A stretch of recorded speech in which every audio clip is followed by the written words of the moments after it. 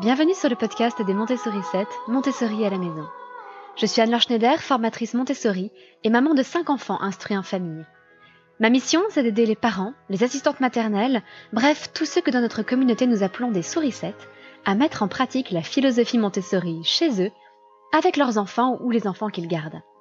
Dans ce podcast, nous parlerons donc de pédagogie Montessori, mais aussi de discipline positive, d'instruction en famille, ce que l'on appelle aussi l'école à la maison, de co-schooling et de bien d'autres choses encore. Depuis quelques années, le matériel Montessori est à la mode. Vous l'avez probablement vu chez différentes grandes enseignes, dans des catalogues publicitaires ou sur des sites de vente en ligne. Et peut-être que de votre côté, vous avez décidé d'offrir du matériel Montessori, ou bien à votre enfant ou à un enfant de votre entourage. Et avant toute chose, vraiment, je vous en félicite parce que c'est un excellent choix. C'est un matériel qui a été soigneusement conçu avec des années d'observation de la part de Maria Montessori, et je suis absolument certaine que si ce matériel est bien compris et bien utilisé, il pourra énormément profiter à ses enfants. Le problème, c'est que vous n'avez aucune garantie lorsque vous voyez le nom Montessori. Ce n'est pas une marque, ce n'est pas un nom déposé, ce n'est pas un brevet. Bref, il n'y a aucune protection sur le nom Montessori, il n'y a aucun label Montessori. Le seul label qui existe, c'est le label agréé par l'AMI avec le logo de l'association de l'AMI. Si vous ne savez pas de quoi il s'agit, c'est très simple. L'AMI, c'est l'Association Montessori Internationale. Même en anglais, d'ailleurs, c'est assez rigolo d'entendre des Américains parler de l'Association Montessori International. C'est une association qui a été créée par Maria Montessori elle-même, puis prise en charge par Mario Montessori, son fils. Et cette association a pour but de maintenir, de préserver l'héritage de Maria Montessori et d'assurer la fidélité à sa pédagogie. Entre autres, cette association a donc prévu tout un cahier des charges pour le matériel qui va être employé dans les écoles elles-mêmes agréées par l'AMI. Ce cahier des charges, à l'heure actuelle, il est uniquement respecté par 4 fabricants.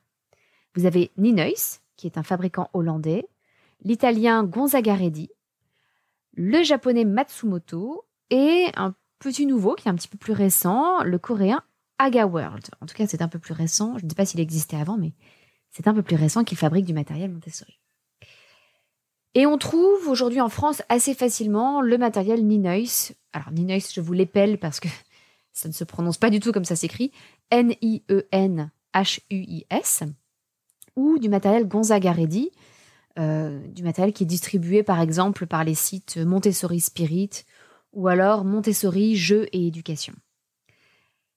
Dans les deux cas, il s'agit d'un matériel de grande qualité, mais il faut être honnête, très coûteux. Pour vous donner une petite idée sur les articles les plus emblématiques du matériel Montessori, vous allez trouver par exemple une tour rose aux alentours de 100 €, un peu moins pour Gonzaga-Redi, un peu plus pour Ninois, et un escalier marron autour de 150 €. C'est donc un budget plus que conséquent et peut-être que vous n'avez même probablement pas ce montant à dépenser pour une seule activité Montessori. Donc, j'ai donc décidé de vous proposer cette petite série de podcasts qui seront tous très courts, rassurez-vous, mais pour vous aider à faire le tri parmi tout ce que vous pouvez voir autour de vous et vous aider à discriminer, suivant les bons critères, ce qui est réellement du matériel Montessori et ce qui est simplement un coup marketing. Et vous allez voir très rapidement que la présence du nom Montessori ne veut absolument rien dire. Dans cette série de podcasts, je vais donc vous exposer à chaque fois un nouveau critère. Il y en aura 6 au total, et aujourd'hui nous allons aborder le premier critère, une taille adaptée à l'enfant.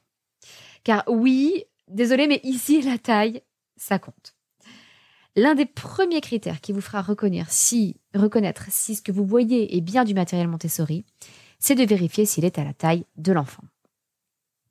C'était d'ailleurs l'une des innovations majeures de Maria Montessori à son époque. Au lieu de forcer l'enfant à rentrer dans un moule et à s'adapter aux contraintes de l'adulte, par exemple en lui faisant porter des objets aussi lourds que ceux qu'un adulte peut porter, eh bien, elle a créé du matériel adapté à sa force et à sa taille. Par exemple, si vous souhaitez offrir à un enfant de votre entourage un matériel pour faire des versets, c'est-à-dire un matériel où il s'agit de transvaser d'un pichet à un autre des grosses graines, des petites graines, des pois chiches, de l'eau, peu importe. Attention à la taille de ces pichets. Par exemple, pour un petit enfant de 2 à 3 ans, évitez de prendre un gros pichet de 20 centilitres. Il sera beaucoup trop lourd et trop délicat à manipuler correctement. Ce que ça veut dire, c'est que l'enfant n'en tirera pas tout le bénéfice qu'il aurait pu en escompter autrement. Dans ce cas-là, ce que je vous propose, c'est de plutôt privilégier des petits pots à lait de 4 à 12 centilitres et évidemment, pour aller avec, un plateau adapté à sa taille et à sa force. Pour ça, je vous recommande les plateaux en bois qui sont, il faut dire, très légers. Vous pouvez également trouver assez aisément en grande surface du matériel pour faire des travaux ménagers. Et ça a toute sa place dans ce qu'on appelle la vie pratique Montessori. Vous trouverez souvent, par exemple, un petit balai en bois. Et si vous en trouvez des versions en plastique, c'est un petit peu dommage, et ça, vous le verrez dans un des prochains podcasts de cette série, vous verrez pourquoi. Mais un petit balai en bois, adapté à la taille de l'enfant, c'est parfait. Et vous allez voir que vous pourrez très facilement trouver ce genre d'objet, même s'il n'y a pas d'étiquette Montessori dessus, et que c'est parfaitement Montessori compatible. De même, dans certaines enseignes comme Ikea, vous pourrez trouver du mobilier parfaitement adapté pour les enfants. Comme la petite table lac, par exemple. Je suis certaine que vous savez de quelle table je parle. Je crois qu'on en a tous une, ou alors on l'a forcément vue chez des amis. C'est cette petite table la moins chère de chez Ikea, qui est carrée, souvent en blanc. Et elle est tout simplement parfaite pour les enfants parce qu'elle est à la bonne taille, aussi bien si l'enfant est aussi bien assis que debout. Et elle est surtout extrêmement légère. Donc avec deux enfants à eux tout seuls peuvent facilement la déplacer sans faire de bruit. Ou alors vous-même, en aidant votre enfant, vous pouvez la déplacer à deux sans faire de bruit. Et ça permet de la manipuler correctement. Vous trouverez aussi chez Ikea des petites chaises, toutes simples, souvent très mignonnes d'ailleurs, qui sont également parfaites pour que votre enfant travaille dans un espace à sa hauteur, tout en gardant un budget vraiment limité. À l'inverse, attention à ce que certains matériels ne soient pas trop fins. Il existe par exemple des cadres d'habillage qui sont destinés aux tout petits, aux enfants de moins de 3 ans, et qui ont seulement 3 répétitions du geste. Par exemple, 3 boutons, 3 fermetures velcro, etc. Et ce, sur un format de 30 cm sur 30 cm. Eh bien, les cadres d'habillage prévus pour les 3-6 ans, qui comportent 5 répétitions, donc 5 boutons ou 5 fermetures, sur ce même format de 30 cm sur 30 cm, ces cadres-là demandent évidemment beaucoup plus de précision dans le geste. Il va donc être important de choisir le bon cadre en fonction de la tranche d'âge de l'enfant. Pour choisir du matériel Montessori, le mieux reste, si vous le pouvez, d'aller dans les magasins, de sous-peser le matériel et d'imaginer l'enfant à qui il est destiné.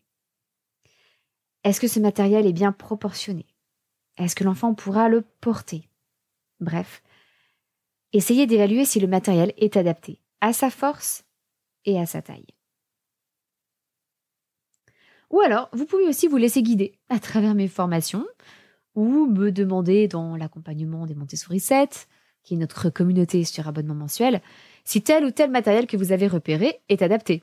C'est quelque chose que je fais très souvent et je fais souvent faire de très grosses économies à nos stagiaires en leur évitant d'acheter du matériel inutile ou alors en partageant mes bons plans pour trouver du matériel qui sera de qualité parfaitement suffisante et à bas coût. Et sinon, rendez-vous dans le prochain épisode du podcast, dans cette prochaine petite capsule de la série, pour découvrir le 2e critère qui permet de reconnaître du matériel Montessori, l'isolation de la difficulté. À très bientôt, votre petite sourisette, Anne-Laure.